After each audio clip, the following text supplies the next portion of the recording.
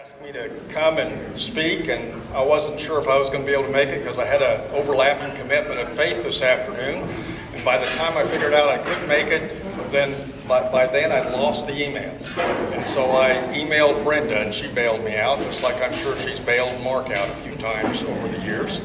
And so I just wanted to, I guess one of the difficulties of not having that email is I didn't know what the rules were. Is this a roast, or are we supposed to be nice to it? So I'll be in there somewhere.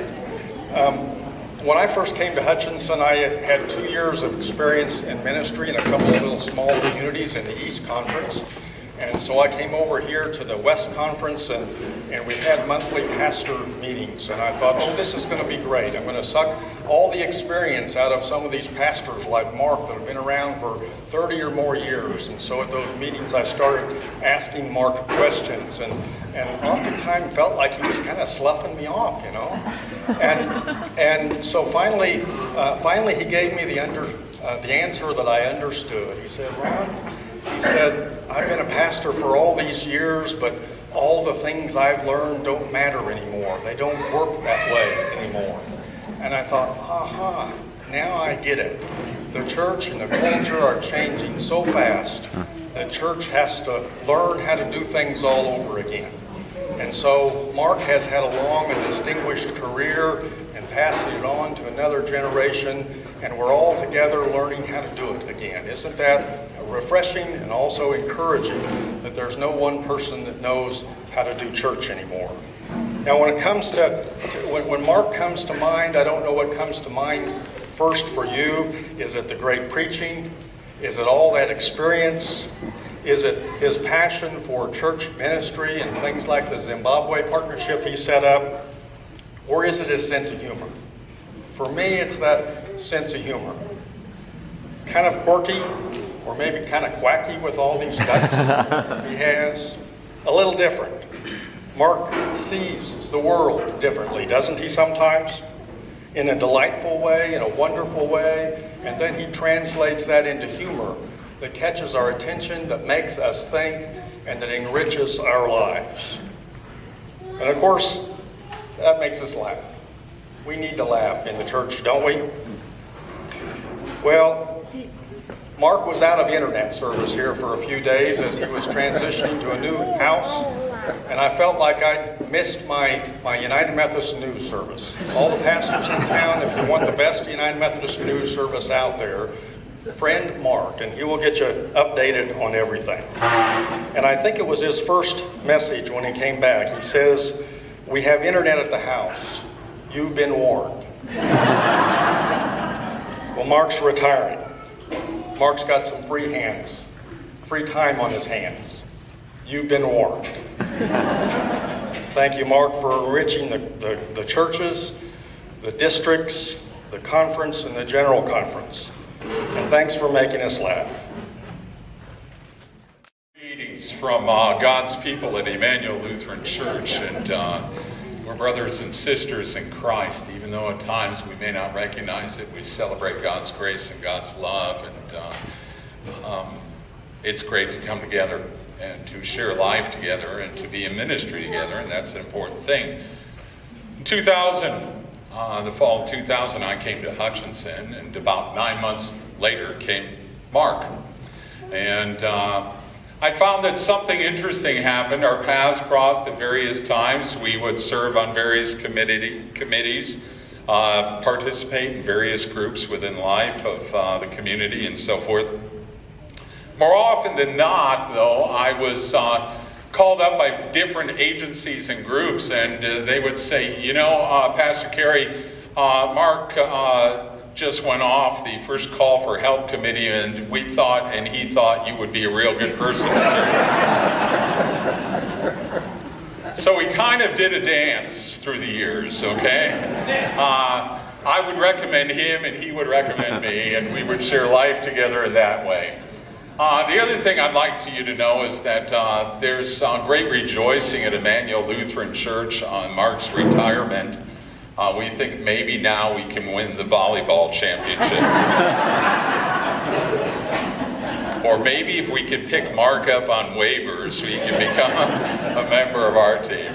If you don't know it, Emmanuel has come in second for many years, and First Methodist has come in first for many years. But it's always been good to share that time together. And Mark, I have seen you as somebody that not only has worked in the life of the church, but in the community. And you've given yourselves to all kinds of people. It didn't matter what church or what group or who they were.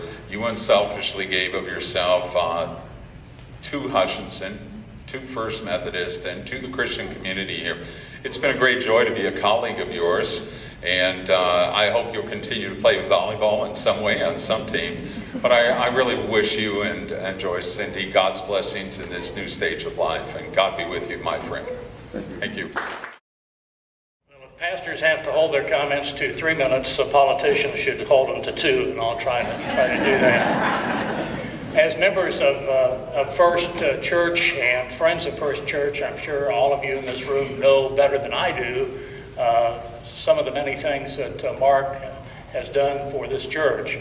I think I was probably invited to speak on behalf of the community that Mark has served, not just his church.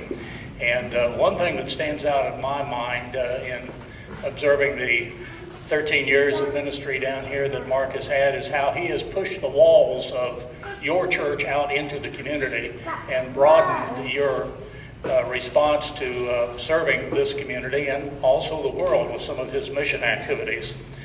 Over at the county commission, we had at one time about 10 ministers who agreed to come in and give weekly prayers at our meetings. And when we had a court decision about 2 years ago that changed that, and we could only give so-called non-sectarian prayers, there were only 4 ministers in the community that agreed to continue to pray in a non-sectarian way, and one of those was Mark Conard, and we've appreciated that very much. The interesting thing about Mark's prayers is he often extends the humor that was referred to into his prayers, and he will talk very frankly with God. If we've had too much rain for the week, he'll ask God basically to knock off the moisture.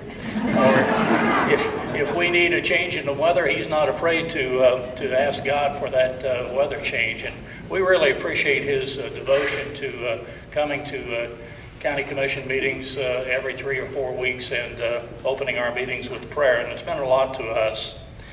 One of the nice things about Mark's retirement is that he's going to be staying in our community. And I'm sure a lot of us are going to be calling on him from time to time to do things, including maybe even pray to county commission meetings once he's had time to get a little rest and relaxation. So Mark, we do appreciate all that you've done for the community. In addition to prayers at county commission meetings, I can remember how you have kind of revitalized and taken over the alternative Christmas market program. Your church has been deeply involved in that after it started at another church in Hutchinson, and I think we're all better off because of that activity and your promotion of that, plus many, many other things that have happened in our community.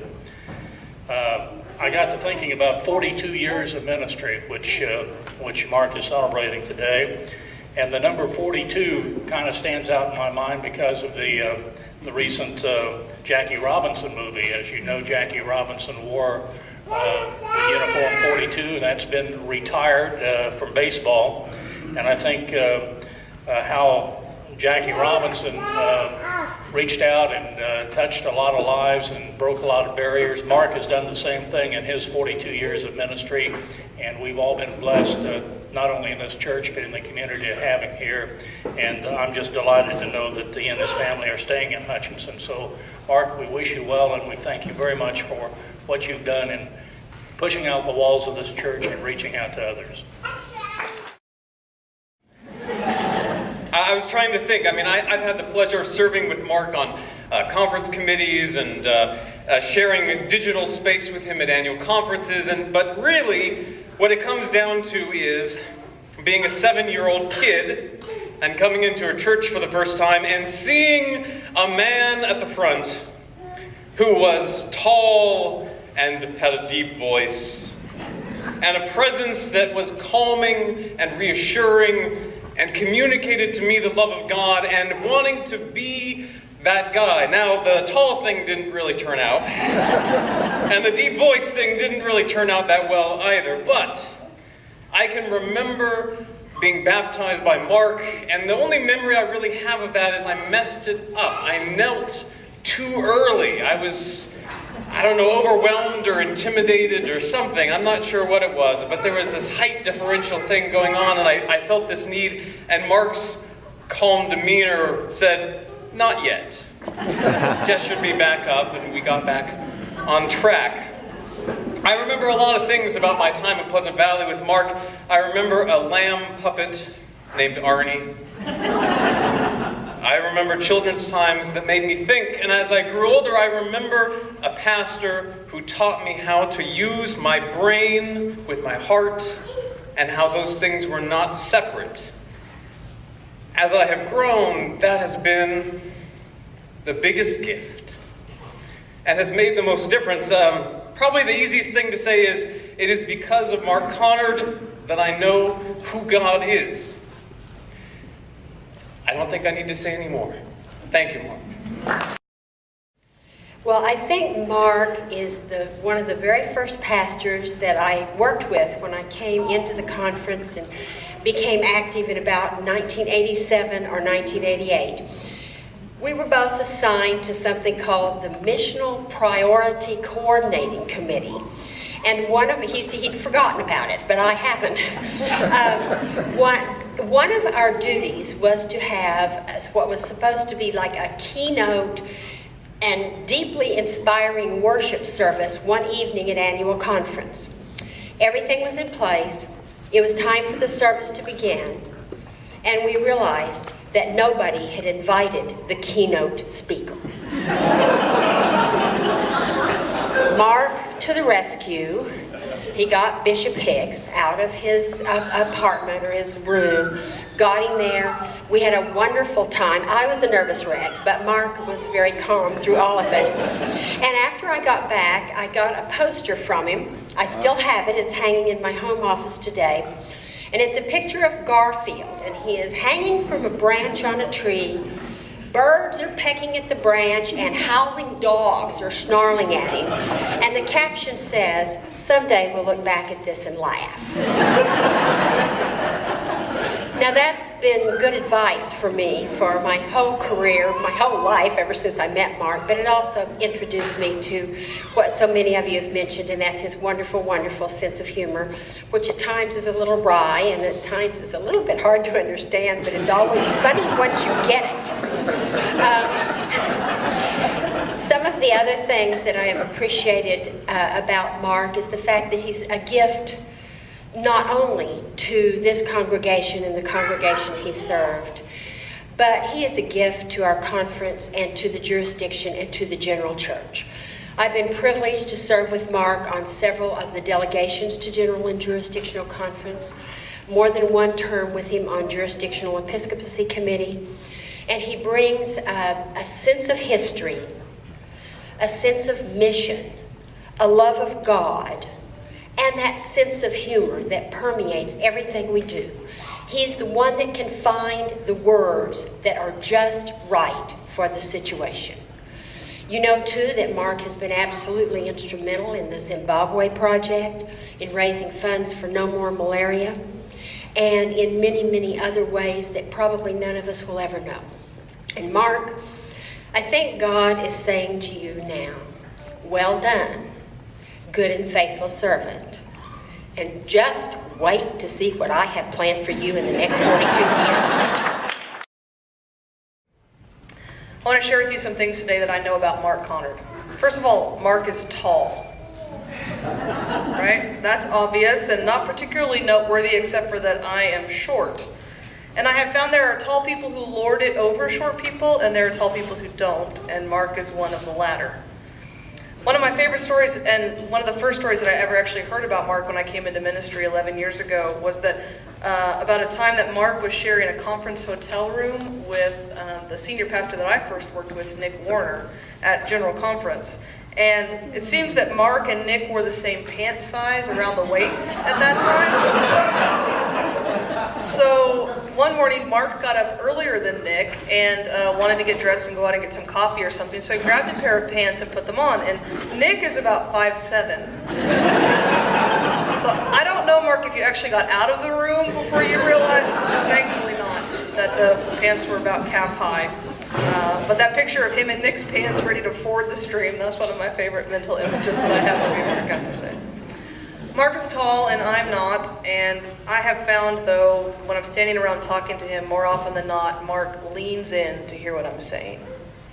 I obviously can't make myself any taller, and so Mark comes to me, and that says a great deal more about his character to me than it does his height.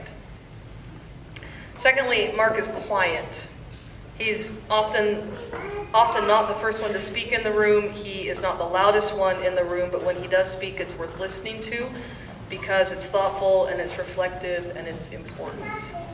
I remember a moment at annual conference about 2 or 3 years ago, when we were in a heated debate on the annual conference floor about a resolution that someone had brought about abortion.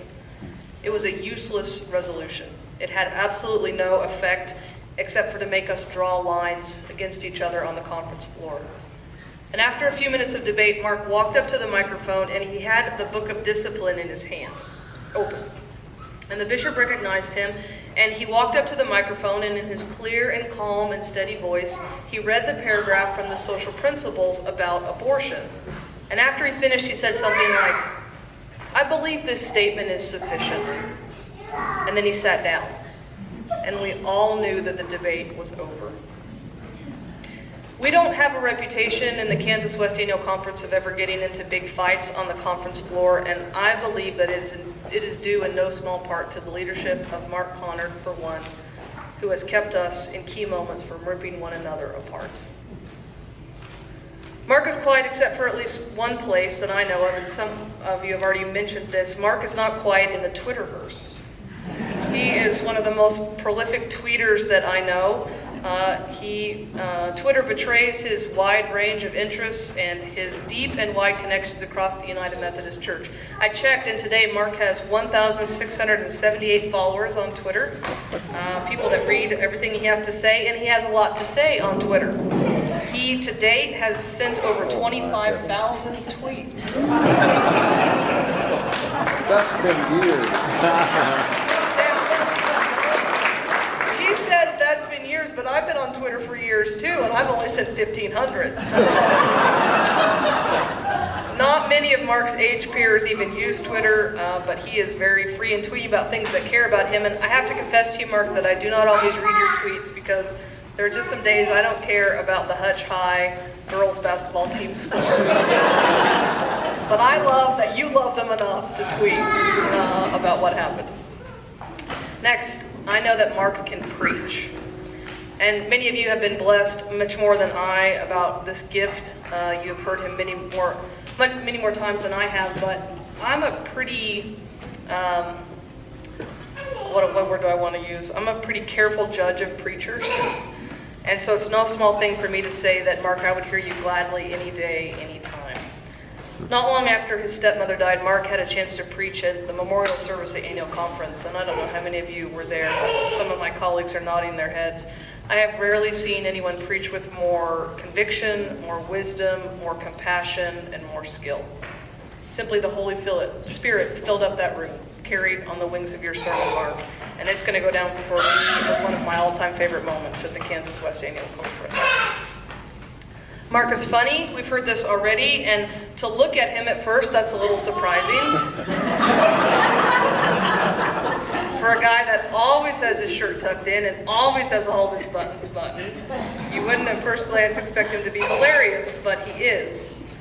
Of course, it's in the dictionary next to dry humor that you see his picture, and it says also see droll, right?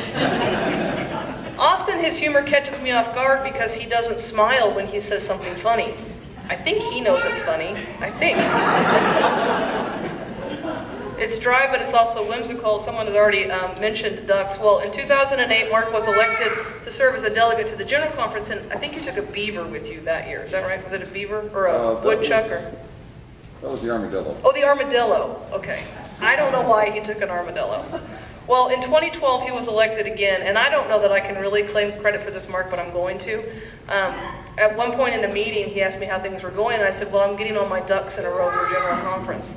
And the next thing I know, Mark brings a little rubber ducky to the meeting.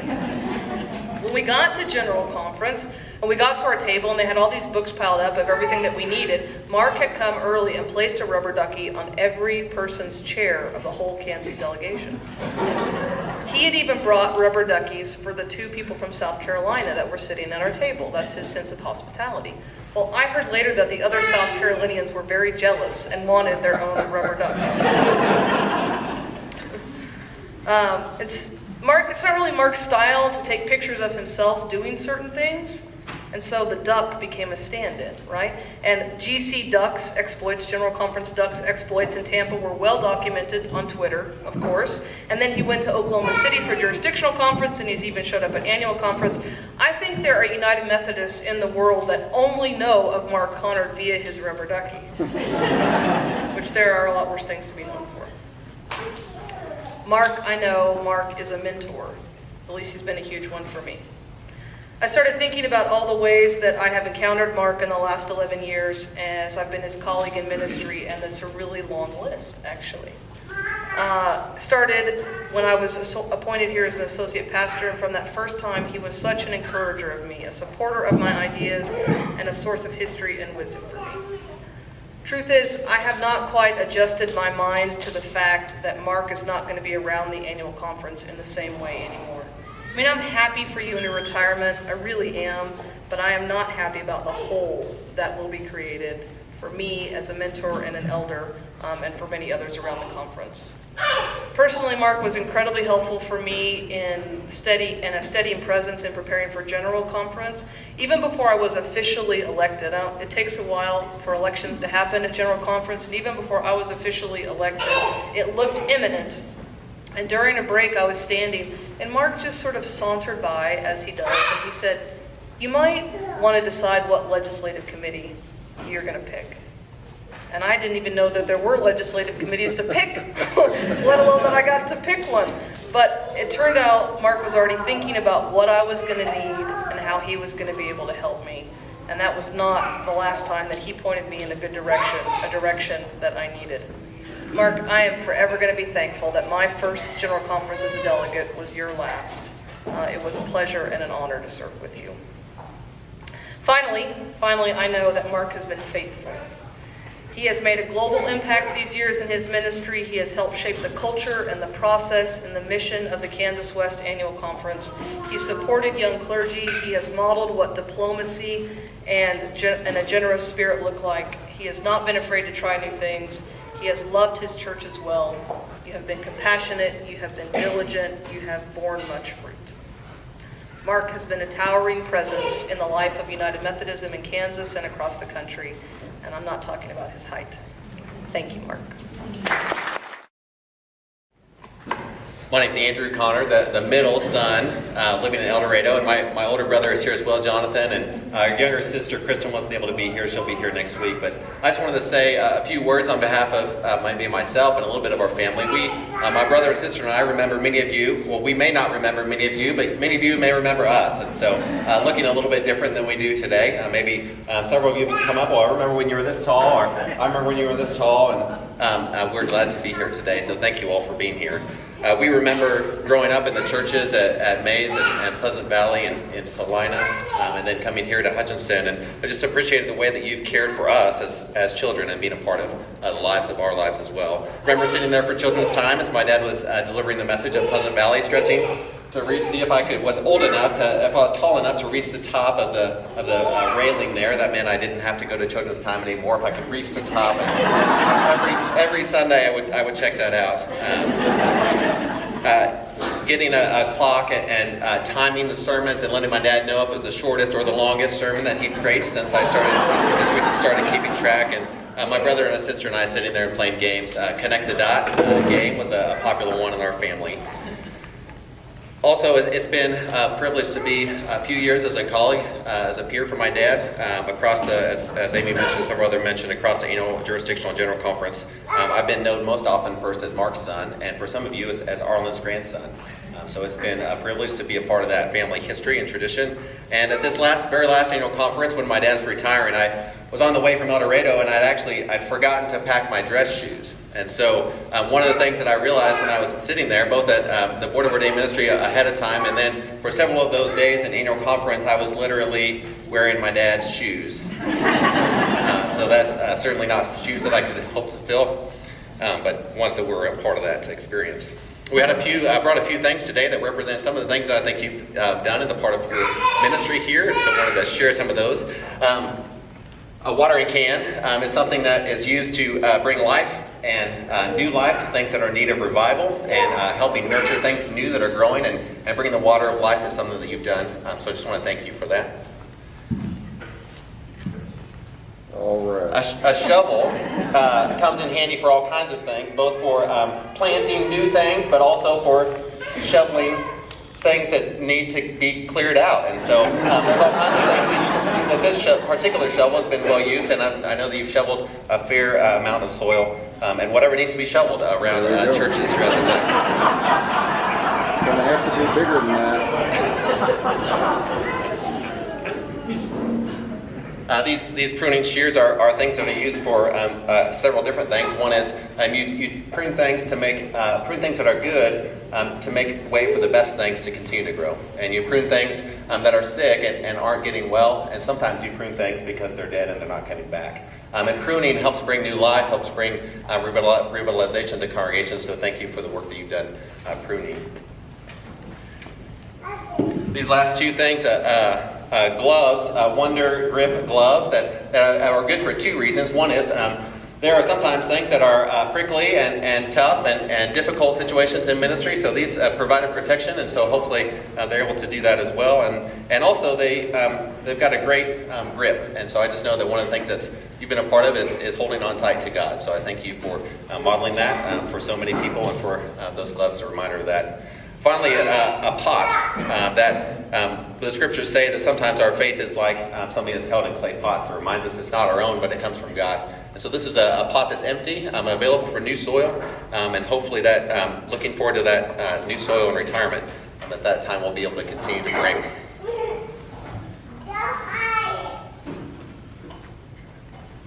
Finally, I wanted to say that one of the things that I'm looking forward to in retirement is spending time as you look forward to being a dad. You've been a great dad and continue to be a great dad for Jonathan, Kristen, and I, and wonderful grandpa and granddad to Katie and Jenna and John and Ann. And I was thinking here as I was coming to this that there are a few people that have heard more sermons than anyone, and that's from you, and that's my brother and I and Kristen, and more than that, my mom. So I just want to say thank you for the way that you preached, the way that you've led in worship, the way that you've shaped the faith of the lives of our family has made a difference. And more than anyone else, we've learned our faith from you. So thanks, Dad, for your time in ministry and for being a great dad, a great father, and a great father of the faith. To make a few comments regarding Mark, and I thought, well, okay, why don't we form a committee? The committee is already formed. I said, why don't you people that are on this committee send me some ideas and things that you want me to comment on, and we can do that. So here we go. And pardon me for reading this too. I don't have one of those teleprompters. The one thing that I really appreciate about Mark is that his strong desire to serve God through missions. Not only the obvious, like the relationship he established and invited us to partner with him on, with the Streamview Church and other missions in Africa. He really rallied everyone and provided the site to help prepare kits for UMCOR after the hurricane. Then there are the relationships he established with the Lincoln and Avenue A schools and the teams at HCC and so much more.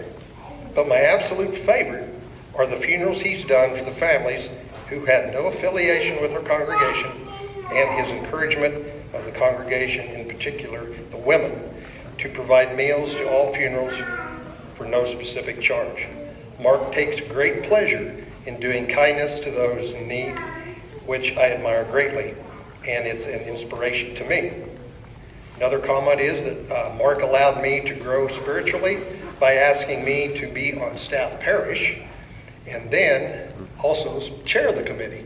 Now you talk about dancing. What do you say when the minister comes up and says, would you be on staff parish?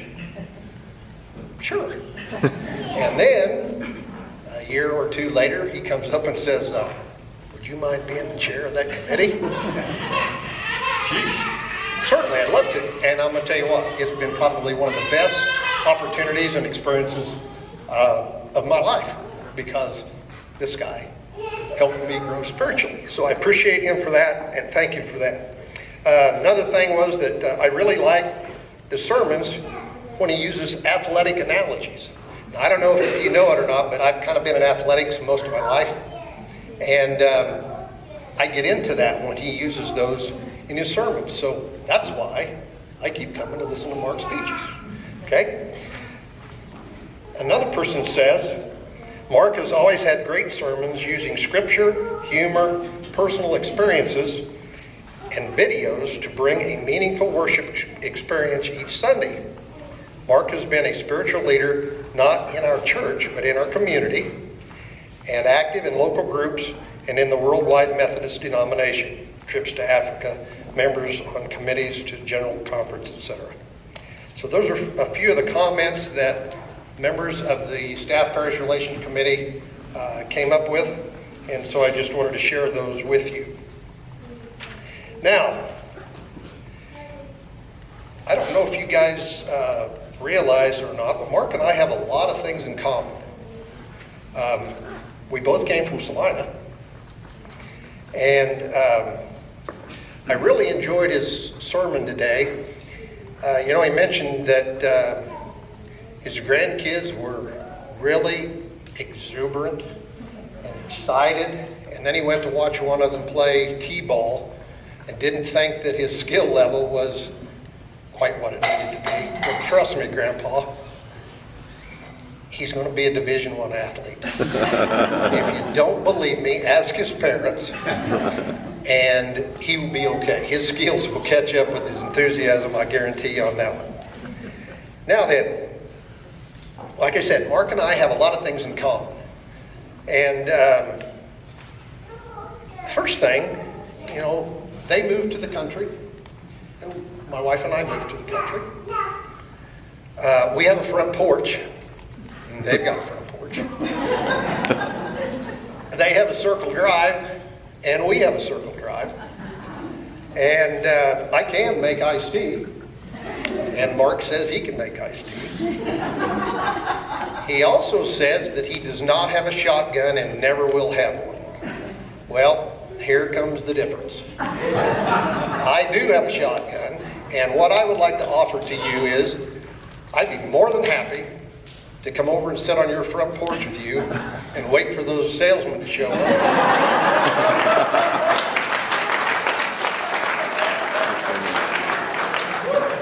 And just shoot in the air over their head.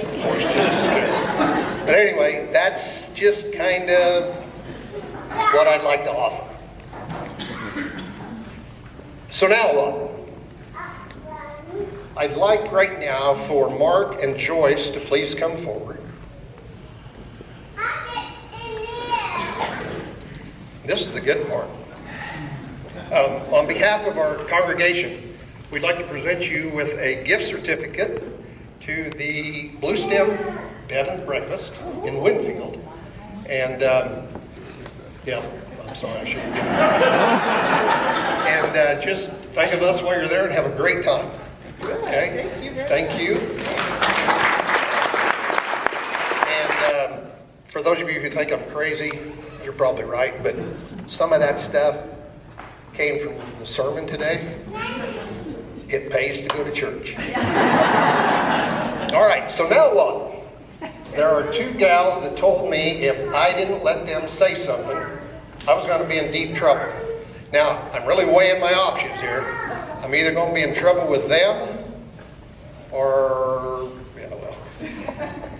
Nancy Lisa, the microphone is yours.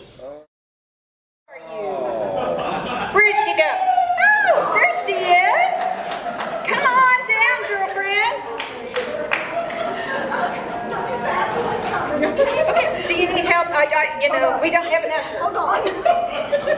I think he retired. Okay, where is he?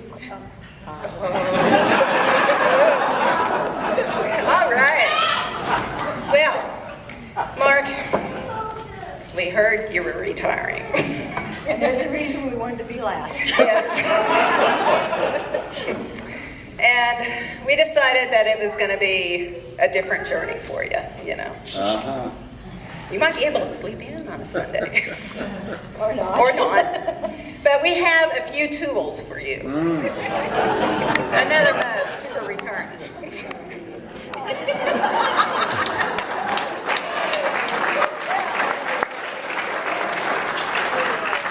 All right.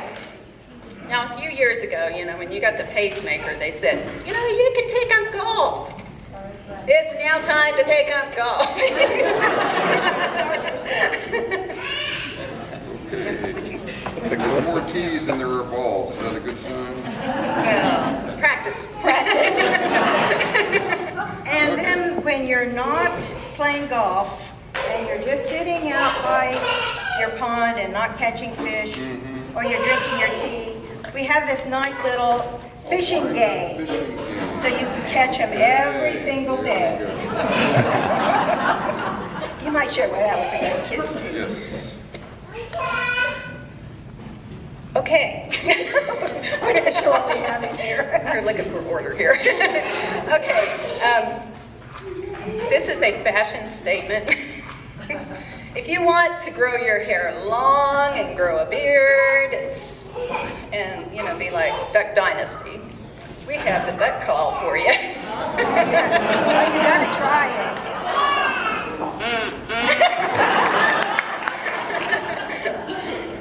Okay.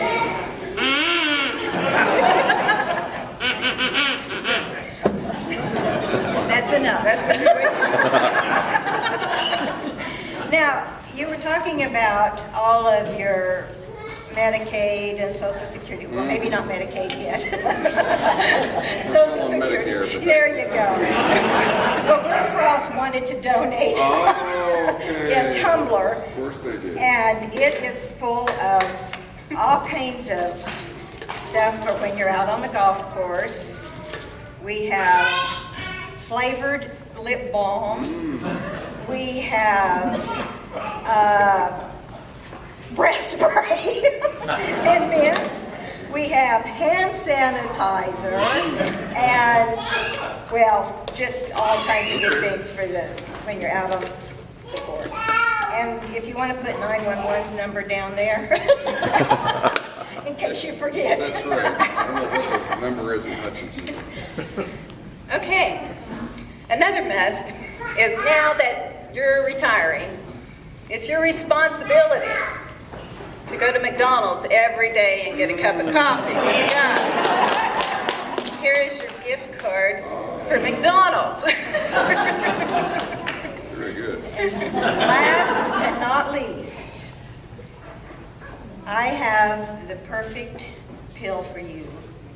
This will help you whenever you get lonesome and you miss Lisa and I, which I sure will be often. This is your own little laughing pill.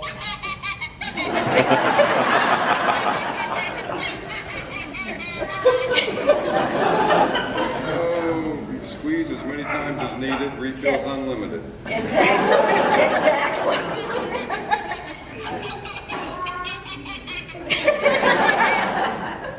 Okay.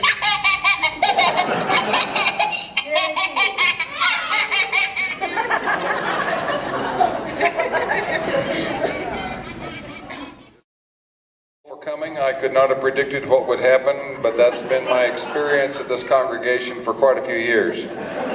So thank you all so much for being here from all the different churches that I've served over the years and others that I've had a chance to be affiliated with. My wife Joyce has been responsible for what measure of sanity I have left. and for keeping me straight and for parenting our children and being a great grandma. Would you give her just a round of applause for appreciating it?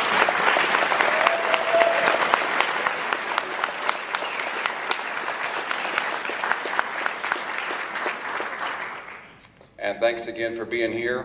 Be sure to get some cake, and thanks again.